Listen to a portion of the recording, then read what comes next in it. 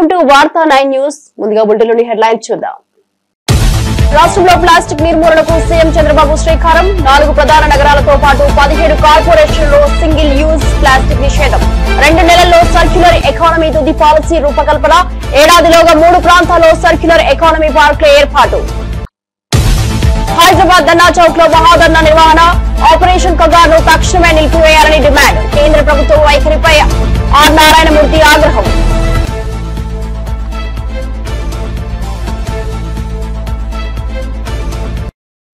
కుప్పం ఘటనపై స్పందించిన మాజీ మంత్రి రోజా. సీఎం నియోజకవర్గంలోనే మహిళపై ఇలాంటి దాడులా అని ప్రశ్న. రాష్ట్రంలో మహిళల భద్రత ఎలా ఉందో అర్థం చేసుకోవచ్చు అని వెల్లడి.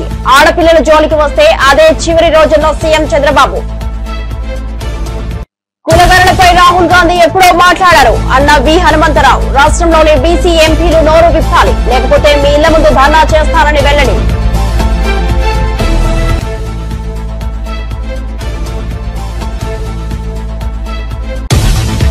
డీటెయిల్ చూస్తే రాష్ట్రంలో పర్యావరణ పరిరక్షణ, ప్రజారోగ్యం దిశగా ముఖ్యమంత్రి నారా చంద్రబాబు నాయుడు కీలక నిర్ణయాలు తీసుకున్నారు. ముఖ్యంగా నగరాలను ప్లాస్టిక్ రహితంగా మార్చేందుకు గట్టి చర్యలు చేపట్టాలని అధికారులను ఆదేశించారు. ఈ ఏడాది అక్టోబర్ 2వ తేదీ నాటికి విశాఖపట్నం, విజయవాడ, తిరుపతి, రాజమండ్రి నగరాలతో పాటు మరో 17 కార్పొరేషన్లలో సింగిల్ యూజ్ ప్లాస్టిక్ ని పూర్తిగా నిషేధించాలని స్పష్టం చేశారు. ప్లాస్టిక్ సంచులకు బదులుగా గుడ్డ సంచుల వినియోగాన్ని విరివిగా ప్రోత్సహించాలని సూచించారు. ఎక్కడెక్కడ చేస్తామని చూసాం. ఎందుకంటే ఇది ఏదో వర్షం పడింది ఇన్వెటబుల్ ని కాకుండా అందుకే అన్ని ప్రికాషన్స్ తీసుకున్నాం. స్కీమ్ ఏ 3 లక్షల మందికి 3 లక్షల ప్లస్ ఎంతమంది వచ్చినా అంతమందికి మొత్తం, అంటే ఇవన్నీ కూడా ఇయర్ మార్క్డ్. ఈ 1 month లో ప్రాక్టీస్ చేసిన వాళ్ళు, లేకుంటే కొన్ని రోజులు ప్రాక్టీస్ చేసిన వాళ్ళు రేపు ఈ ఈవెంట్లో భాగస్వాములు అవుతున్నారు. ఒక దగ్గర 34 బ్యారికేడ్స్ తయారు చేశారు. క్లియర్ కట్ గా మ్యాపింగ్ తయారు చేశారు. ఒక్కొక్క బ్యారికేడ్ లో 1000 మంది ఉంటారు. దానికి కావలసినటువంటి మనుషులు కూడా పెట్టాం. వాలంటీర్స్ ని, కోచ్ ని, ఎక్కడికక్కడ కండక్ట్ చేసే అవసరమైతే ఎమర్జెన్సీ డాక్టర్స్ ని, అదే మరిగా ప్రతి ఒక్క దానికి దగ్గర 1000 మందికి ఒక టాయిలెట్, ఇలాంటివి అనేకగా ఏమేమి ఉన్నాయో 100 మందికి ఒక టాయిలెట్, నాట్ 1000 మంది, 100 మందికి ఒక టాయిలెట్, ఇలాంటివి ఏం కావాలనో అవన్నీ పెట్టాం. అవన్నీ పెట్టి మొత్తం ఎవరెవరు వస్తారో ముందుగానే వాళ్ళందరికీ ఏ విధంగా కావాలి, వెహికల్స్ అరేంజ్ చేసే వాళ్ళు ఉంటే వాళ్ళకు కూడా క్లారిటీ ఇచ్చాం. ఎన్ని గంటలకు బయలుదేరాలి, ఎన్ని గంటలకు రావాలి, అవన్నీ కూడా ఇక్కడ ఈ ప్లేస్ వరకు రాష్ట్రమంతా చేసేవాళ్ళు వాళ్ళు చేస్తారు. ఇందులో 1 ఈజ్ గిన్నెస్ రికార్డ్. 22 ఐటమ్స్ లో మనం రికార్డ్ బ్రేక్ చేస్తున్నాం, అంటే వరల్డ్ బుక్ ఆఫ్ రికార్డ్స్.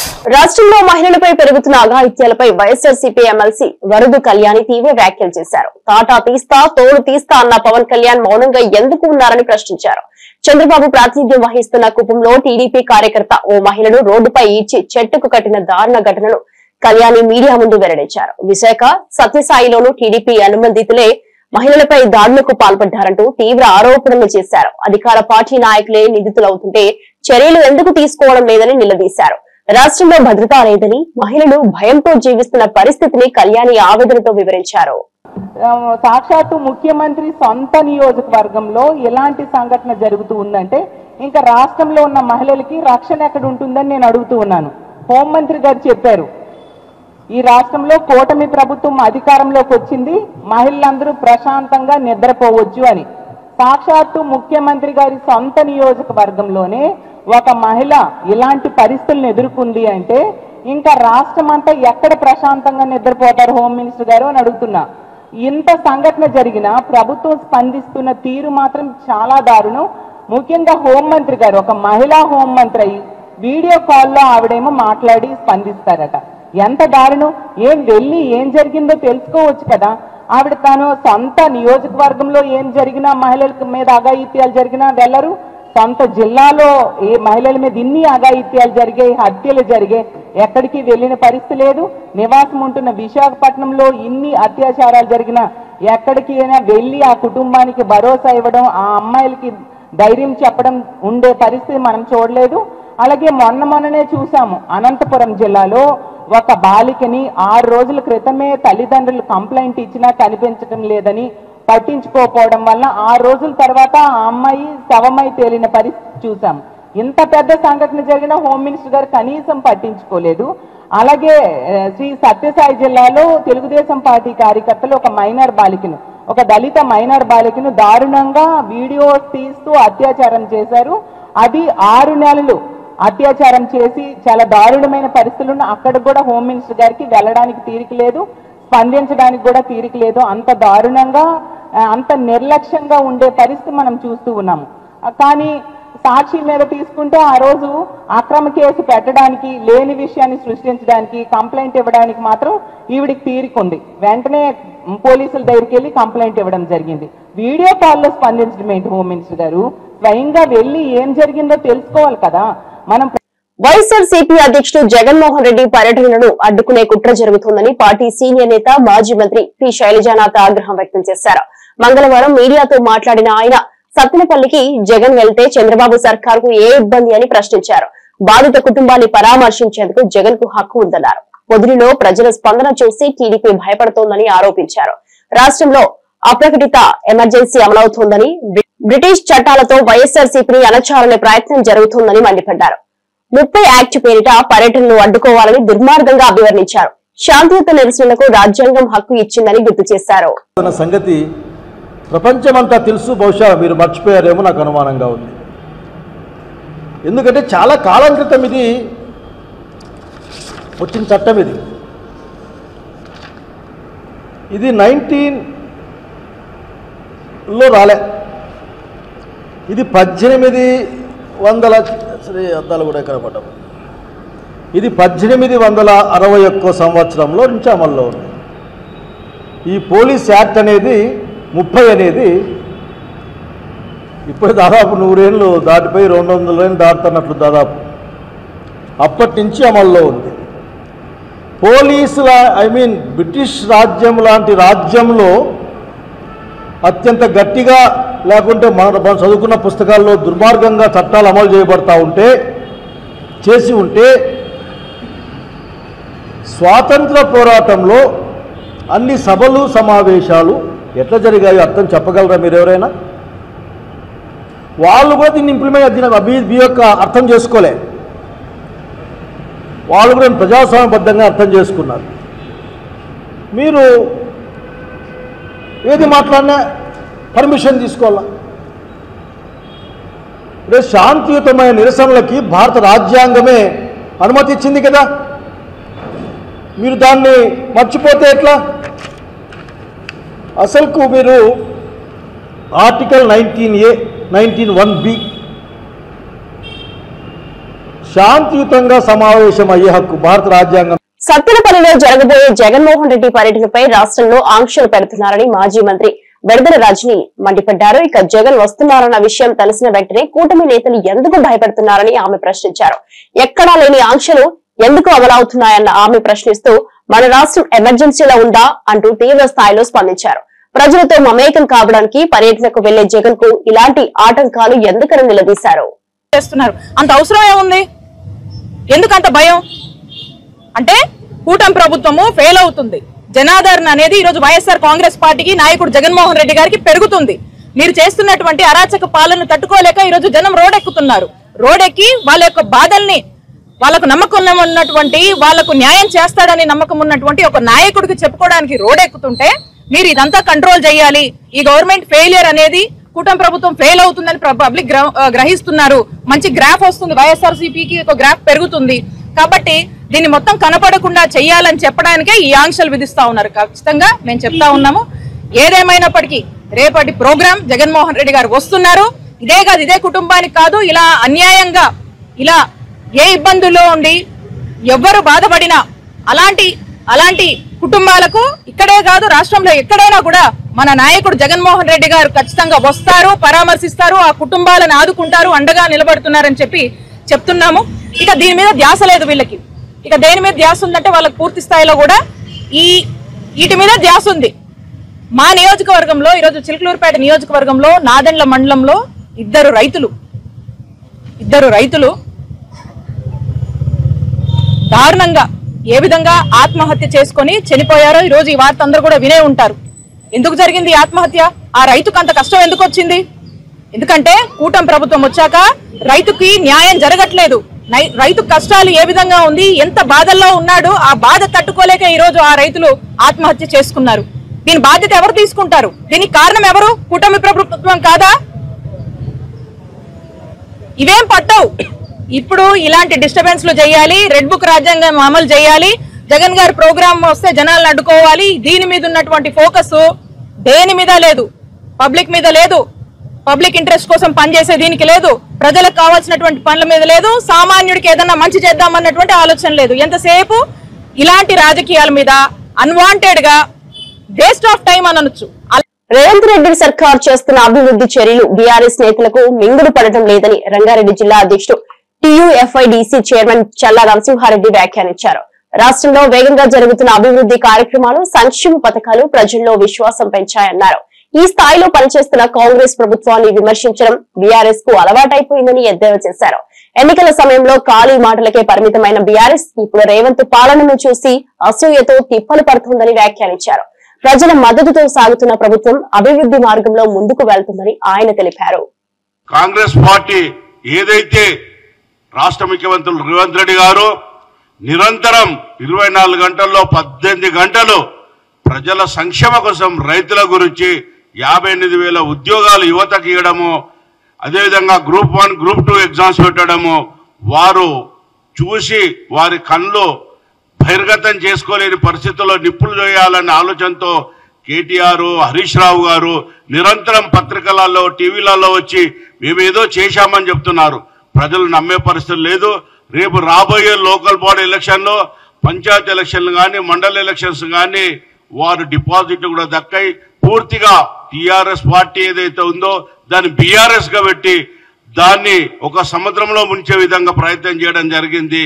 అలాంటి పార్టీ మళ్ళీ పుట్టగడులు ఉన్నాయి. రేవంత్ రెడ్డి అని వస్తుంటే, ముఖ్యమంత్రి వారి ఇలా వస్తుంటుంది, వారు ఏదైనా ఆచితూచి మాట్లాడకపోతే రేపు రాష్ట్రంలో ఎక్కడ కూడా ఏ గ్రామంలో వార్డు సభ్యుడి కాడికించి ఒక ఎంపీపీ దాకా గెలవని పరిస్థితి ఉందని చెప్పి వాళ్ళు ఆందోళన చెందుతున్నారు. ఆ ఆందోళన చెందడానికే ప్రజలను పక్కదారి పట్టించే ప్రయత్నం చేస్తున్నారు. ఇలా గ్రామీణ ప్రాంతాల్లో పోతే ప్రతి పేదవాడు సన్న బియ్యంతో కడుపు నిండా భోజనం తింటుండు. అదేవిధంగా ఇలా గ్రామీణ ప్రాంతంలో పోతే 10 సంవత్సరాల్లో డబుల్ బెడ్రూమ్ అన్నారు, డబుల్ బెడ్రూమ్ లేదు. ఇలా ఒక పండుగ వాతావరణం ప్రతి ఊళ్ళో 30 ఇండ్లు 40 ఇండ్లు రావడం వల్ల అక్కడ దళిత, గిరిజన, బలహీన బడుగు వర్గాలు, పేదవారు, ఇల్లు లేని వారందరూ కూడా ఆత్మధైర్యంతో ఉదయం లేచి నుంచి రాత్రి వరకు కూడా రేవంత్ అన్న ఒక దేవుడుగా మాకు వచ్చాడని చెప్పి అనుకున్న సమయంలో వీళ్ళు హరీష్ రావు గారు కానీ, కేటీఆర్ గారు కానీ, కవిత గారు కానీ వీరు ఉత్తర పగల్పాలే తప్ప ప్రజలకు చేసింది ఏం లేదు. మనం చూశాం. భారతీయ జనతా పార్టీ కూడా కిషన్ రెడ్డి గారు కానీ, బండి సంజయ్ గారు కానీ రాష్ట్రానికి ఇప్పటి వరకు కూడా ₹1 తెచ్చిన దాఖలు లేదు. కానీ వాళ్ళు ప్రభుత్వం చేసే సంక్షేమ ఫలాలను రాష్ట్ర ముఖ్యమంత్రి మీద ప్రగల్భాలు పలుకుతున్నారు. వీటన్నిటిని కూడా రేపు గ్రామీణ ప్రాంతంలో రేపు వచ్చే ఎలక్షన్ లో కాంగ్రెస్ పార్టీ అభివృద్ధి ఏందో. గతంలో అధికార దుర్వినియోగానికి పాల్పడిన బీఆర్ఎస్ నేతలు ఇప్పుడు కేసుల వణుకుతూ జోగిపోతున్నారని రాష్ట్ర గిరిజన సహకార ఆర్థిక అభివృద్ధి సంస్థ చైర్మన్ తిరుపతి గారు తీవ్ర వ్యాఖ్యలు చేశారు. అధికారంలో ఉన్నప్పుడు చట్టాలను పక్కన పెట్టి గిరిజనుల హక్కులను కాలరాశారన్నారు. ఇప్పుడు అదే చర్యలకు ఫలితంగా ఒక్కొక్కరిగా కేసుల్లో చిక్కుకుంటున్నారని పేర్కొన్నారు. ప్రజాస్వామ్యంలో ఎవరు చేసినా తప్పుని చట్టం ఎదిరిస్తుందన్నారు. గిరిజన హక్కుల కోసం రేవంత్ సర్కార్ చేస్తున్న కృషిని వక్రీకరించడమే కాకుండా గతంలో చేసిన తప్పులపై సింహగర్జనలు చేయడం అర్ధరహితమని విమర్శించారు. ప్రజలు అన్నీ గమనిస్తున్నారని, ప్రజల తీర్పే చివరి తీర్పని అన్నారు. విచారణకు వెళ్ళండి, వాళ్ళు సర్టిఫై చేస్తారు కదా, కడిగిన ముత్యం లేక మీరు వస్తారన్నారు కదా. ఈ రోజు నువ్వెందుకు రెంకలేస్తున్నావా అని ఈ సందర్భంగా అడుగుతున్నాం. గతంలో మీరు మంత్రివర్గంలో ఉన్నారు కదా, మీకు తెలుసు కదా, ఏదైతే 55 కోట్లు మీరు ట్రాన్సాక్షన్ చేసిరు కదా, మీరు బాగా చదువుకున్నారు కదా, అమెరికాలో చదువుకున్నారు కదా బిడ్డ. మరి మీకు తెలియదా ఫారెన్ ట్రాన్సాక్షన్స్ చేసినప్పుడు ఆర్బీఐ గైడ్ లైన్స్ ఏంటిది ఒక్కసారి చదువు, నీకు తెలుస్తుంది కదా. అంతేగాని ఈరోజు నాకు సంబంధం లేకుండానే ఇది జరిగింది అన్నట్టుగా వివరిస్తున్నావు. మరి ఆ రోజు మంత్రివర్గం కూడా ఉండే కదా, మంత్రివర్గం అనుమతి లేకుండా ఏదో 4 నెలల పసికూనైన ఈఎఫ్ఓ సంస్థ ప్రైవేట్ సంస్థకు నువ్వు ఈ టెండర్ కట్టబెట్టినావు కదా. ఆ టెండర్లో ఏముందో ఒక్కసారి నువ్వు తిరిగి పేపర్లు చదువుకొని ఒక్కసారి వివరించు. ఆ టెండర్లో కేవలం ఏమి ఉన్నదంటే వేదికలు నిర్మించటానికి, రోడ్స్ నిర్మించటానికి, దానికి సంబంధించిన ఇన్ఫ్రాస్ట్రక్చర్ నిర్మించటానికి ఆ టెండర్లు ఉంది. కానీ ఈరోజు ఏం చేసినావు, 55 కోట్ల రూపాయలను ఫారెన్ ట్రాన్సాక్షన్ చేసినావంటే నా చదువు ఎక్కడో ఉపయోగపడుతుందో ఒక్కసారి గ్రహించండి.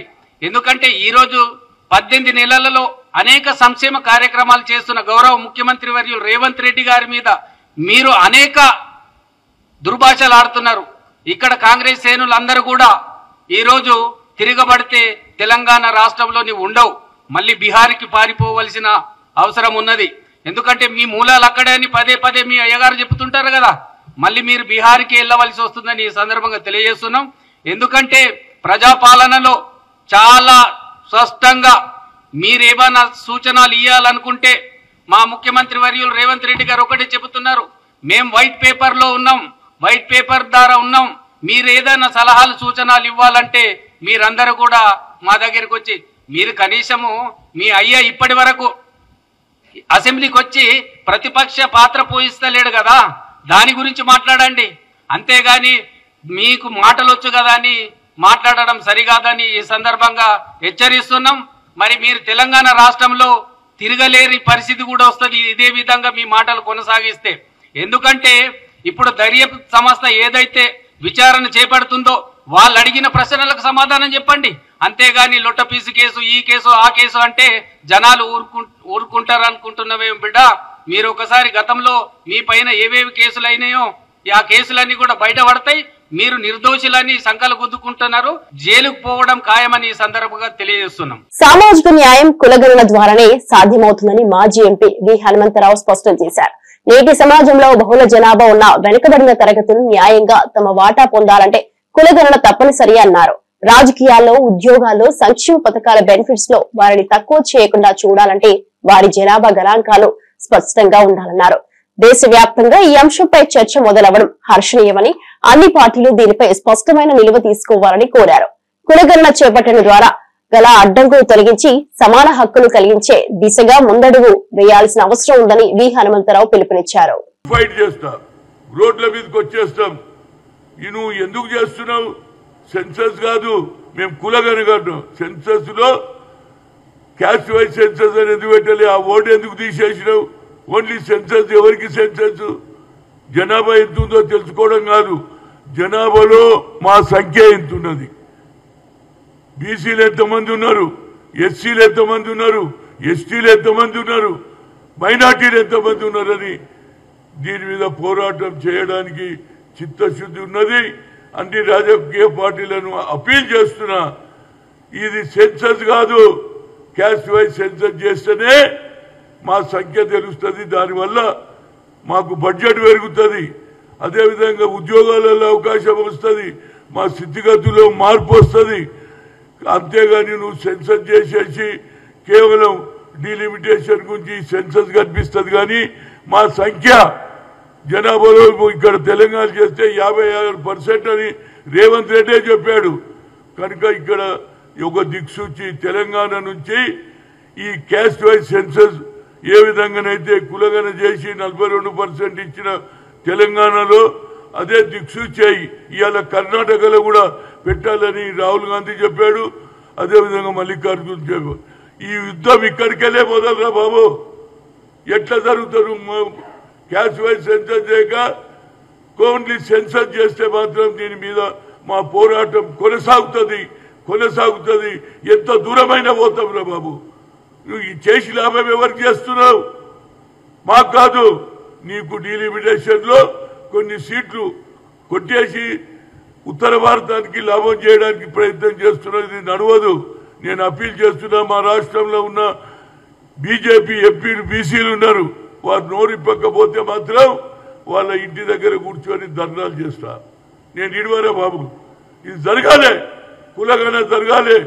జనగణలో కులగణ జరుగుతూనే మా లాంటి వాళ్లకు, అట్టడుగున పేద ప్రజలకు, తిండికి లేనటువంటి వాళ్ళు, ఉద్యోగాలు లేనటువంటి వాళ్ళు, వాళ్ళ బతుకు తెరువులు మార్పు రావాలంటే కులగణనే జరగాలి, కులగణలో సెన్సస్ జరగాలి.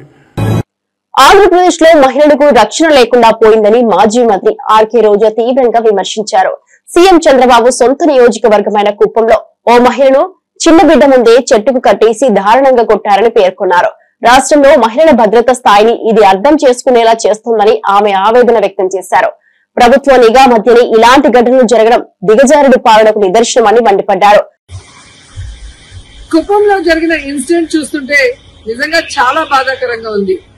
సీఎం చంద్రబాబు నాయుడు గారి సొంత నియోజకవర్గంలోనే ఇలా జరుగుతుందంటే రాష్ట్రంలో మహిళలకి ఏమాత్రం భద్రత కల్పిస్తున్నారో ఒకసారి రాష్ట్ర ప్రజలు ఆలోచించగలరు. ఎందుకంటే చంద్రబాబు నాయుడు గారు అధికారంలోకి వచ్చిన తర్వాత ఇది ప్రజాస్వామ్యమా, రెడ్ బుక్ రాజ్యాంగమా అనే అనుమానం కలిగే విధంగా ఈరోజు రాష్ట్రంలో ప్రతి రోజు కూడా మహిళల మీద, బాలికల మీద దాడులు చేయడం, అత్యాచారాలు చేయడం, హత్యలు చేయడం, చెట్టుకు కట్టేసి కొట్టడం, ఇది ఏ రాష్ట్రంలో అయినా జరుగుతున్నాయా? ఒక్క ఆంధ్రప్రదేశ్ లోనే జరుగుతుంది అంటే ఇక్కడ చంద్రబాబు నాయుడు గారు గాని, పవన్ కళ్యాణ్ గారు కానివ్వండి, అలాగే హోంమంత్రి అనిత గారు గాని ఎలా నిర్లక్ష్యంగా వ్యవహరిస్తున్నారు, ఎలా మహిళల రక్షణని గాలికి వదిలేశారో అందరికీ అర్థమవుతుంది. మాటలు మాత్రం ఇంత చెప్తారు. అధికారంలోకి వచ్చేప్పుడు ఏం చెప్పారండి? చంద్రబాబు నాయుడు అంటారు, ఎవరైనా ఆడపిల్లల జోలికి వస్తే అదే వాళ్ళకి చివరి రోజు అవుతుంది అన్నారు. మరి మీ సొంత నియోజకవర్గంలో భర్త అప్పు చేశాడని భార్యని చెట్టు కట్టేసి కొడుతుంటే మరి మీరు ఏం చర్యలు చేపట్టారు? ఎక్కడి నుంచి వీళ్ళకి ధైర్యం వచ్చిందని నేను అడుగుతున్నాను. మీ పార్టీకి సంబంధించిన తెలుగుదేశం పార్టీ నాయకుడు ఒకడు ఈ అమ్మాయిని కట్టేసి కొట్టడం నిజం కాదా? మరి అతనికి ఎక్కడి నుంచి ధైర్యం వచ్చింది? కొడుకు ముందర, చిన్న బిడ్డ ముందర అమ్మని కట్టేసి కొట్టారు అంటే ఈరోజు పోలీసులు చూసినా భయం లేదు. అలాగే చంద్రబాబు నాయుడిని, హోంమంత్రిని చూసినా మీ పార్టీ వాళ్ళకి భయం లేకుండా పోయింది. ఎందుకంటే లోకేష్ గారు చెప్పినట్టు ఎవరు ఎంత హింస చేస్తే, ఎవరు ఎంత దాడులు చేస్తే మీ గుడ్ లుక్స్ లో ఉండొచ్చు అన్న ఆలోచనతో రాష్ట్ర వ్యాప్తంగా అరాచకం సృష్టిస్తూ ముందుకు వెళ్తున్నారు. ఈరోజు సిగ్గుచేటు ఒక మహిళ హోంమంత్రిగా ఉండి కూడా ఈ రాష్ట్రంలో మహిళల పైన జరిగే దాడుల్ని అరికట్టలేకపోతున్నారు అంటే ఆవిడ నిర్లక్ష్యానికి నిదర్శనం కాదా? ఈరోజు పరిటాల సునీత గారి నియోజకవర్గంలో 14 సంవత్సరాల అమ్మాయిని, చిన్న అమ్మాయిని 14 మంది తెలుగుదేశం పార్టీ నాయకులు రేప్ చేస్తే కనీసం ఏం చర్యలు చేస్తుందండి? కనీసం వెళ్లి పలకరించిందా? అలాగే అనంతపూర్లో ఒక గిరిజన ఇంటర్మీడియట్ స్టూడెంట్ ని చంపేస్తే పోలీసుల నిర్లక్ష్యం వల్ల అమ్మాయి చనిపోతే అక్కడికి వెళ్లి హోంమంత్రి ఏమైనా చర్యలు చేపట్టిందా? మళ్ళీ గొప్పగా ఎన్నికల తర్వాత చెప్తుంది చంద్రబాబు నాయుడు ముఖ్యమంత్రి అయ్యాడు కాబట్టి ఇక ఆంధ్రప్రదేశ్ లో మహిళలంతా గుండెల మీద చేతులు వేసుకుని ప్రశాంతంగా నిద్రపోవచ్చని భారీ డైలాగ్ కొట్టింది. కనీసం కుప్పంలో కూడా మహిళలు ప్రశాంతంగా పడుకునే పరిస్థితి లేకుండా పోయింది.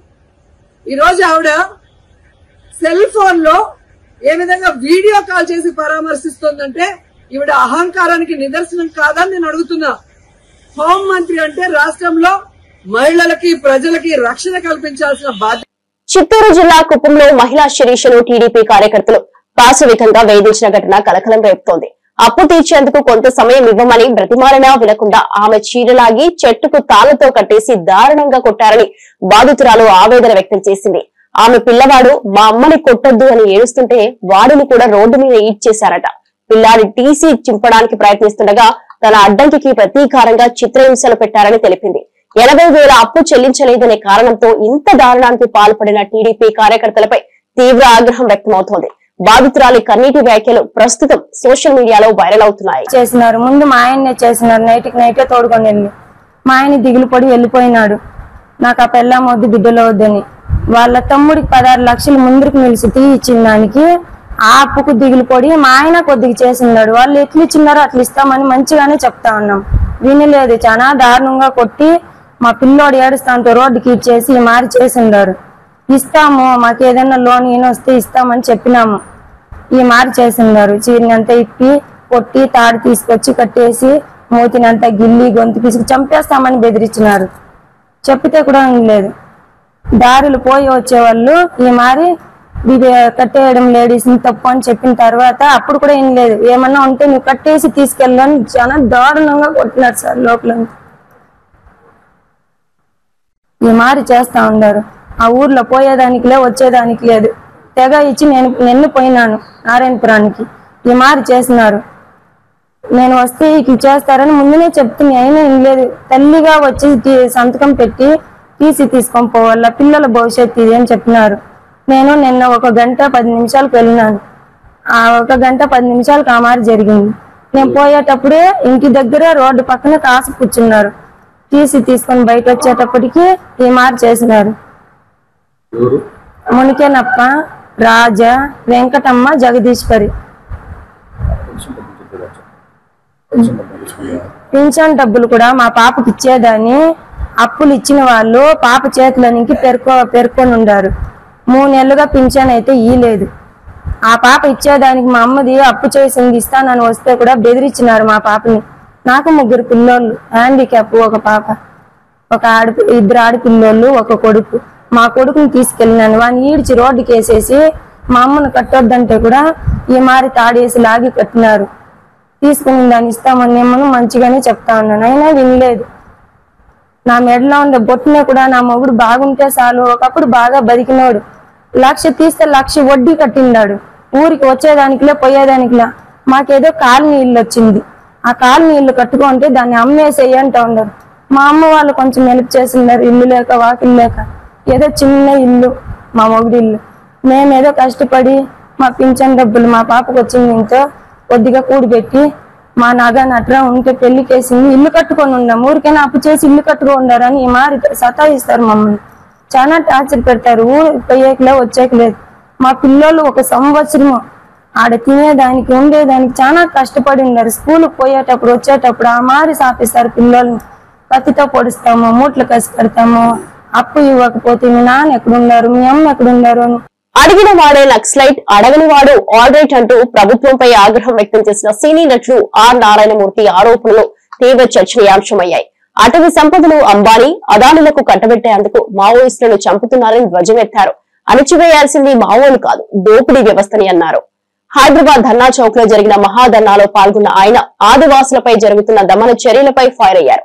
ఇదే సభలో పాల్గొన్న ఎమ్మెల్సీ కోదండరాం మాట్లాడుతూ ఆపరేషన్ కగార్లో చనిపోతున్న వాళ్లలో మావోల కంటే ఎక్కువగా ఆదివాసులే ఉన్నారు. ప్రభుత్వం మావోయిస్టులతో చర్చలు జరపాలని సూచించారు. ఆదివాసి న్యాయం జరగాలి.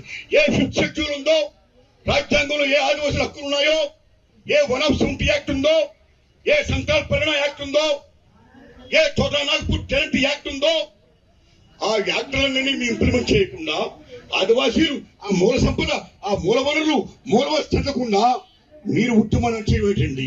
వాళ్ళ కోసం పోయి చేస్తున్న ఈ ఉద్యమకారులు మీరు చిరాకులుగా చంపేటండి. దారుణం సార్. అమిత్ షా గారు, నరేంద్ర మోడీ గారు చాలా దారుణం సార్.